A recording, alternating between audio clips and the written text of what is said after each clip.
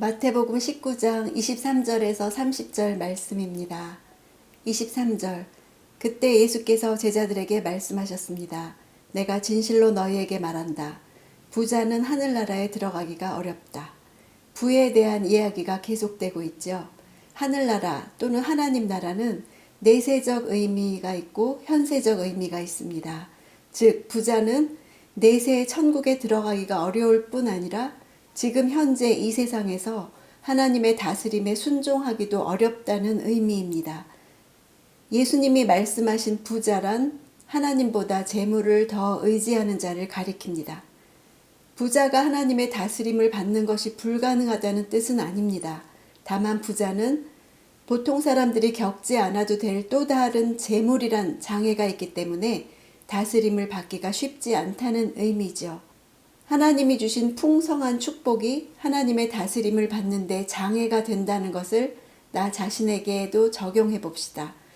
자녀가 될 수도 있고 명예가 될 수도 있고 학식, 경험, 권력일 수도 있겠죠. 하나님의 다스림을 받기보다 그것을 더 의지하기 때문에 포기하는 것이 어려운 것이 무엇인지 묵상해 봅시다. 24절. 다시 내가 너희에게 말한다. 낙타가 바늘귀로 들어가는 것이 부자가 하늘나라에 들어가는 것보다 쉽다. 낙타가 바늘귀를 통과하는 것은 불가능하죠. 부자가 하늘나라에 들어가는 것은 더 불가능하다고 하십니다. 재물을 의지하고 힘으로 삼기 때문에 어린아이 같은 마음하고 정확하게 반대가 되죠. 부자 청년의 경우처럼 재물 때문에 예수님을 따르지 못하게 되는 것입니다. 25절에서 26절. 제자들은 이 말씀을 듣고 매우 놀라 물었습니다. 그러면 도대체 누가 구원을 얻겠습니까? 예수께서 그들을 바라보시며 말씀하셨습니다. 사람에게는 불가능한 일이다. 그러나 하나님께는 모든 것이 가능하다. 하늘나라 가르침은 그들이 생각했던 모든 것과 완전히 반대되는 것이었죠. 당시 유대 사상에서 재물과 부는 하나님의 축복이요. 가난과 빈곤은 하나님의 저주를 의미했습니다. 가난은 부끄러움과 멸시의 대상이었죠.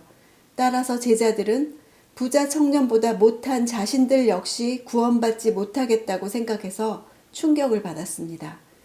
예수께서는 사람의 힘으로는 구원을 얻는 것이 불가능함을 말씀하시죠. 스스로의 노력으로 죄짓지 않고 하늘나라에 들어가는 것은 불가능하다고 하십니다. 구원은 인간 차원의 문제가 아니죠. 그래서 하나님 스스로 오신 것이었습니다. 영생을 얻을 수 있는 길은 오직 하나님으로부터 옵니다.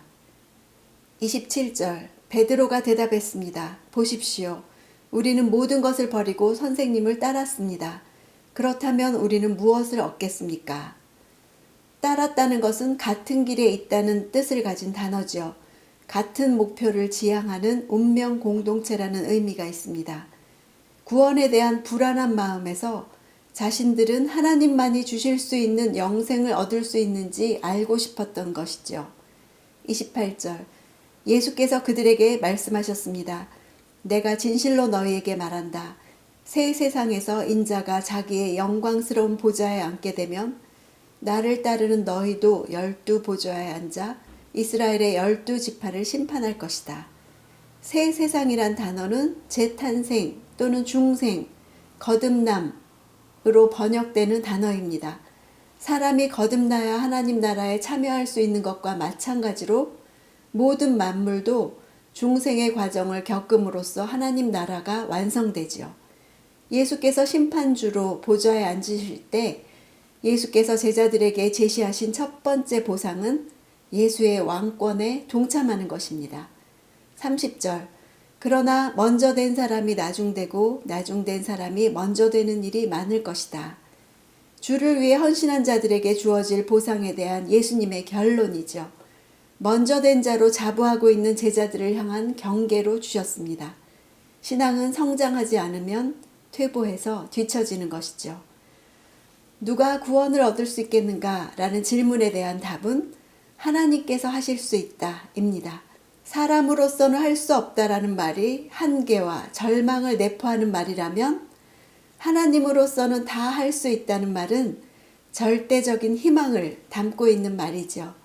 구원은 오직 하나님으로부터 옵니다. 예수님보다, 영생보다 더 의미 있다고 여기는 나만의 것은 무엇입니까? 하나님 앞에서 기도하면서 다시 결단하는 기도 시간이 있기를 원합니다.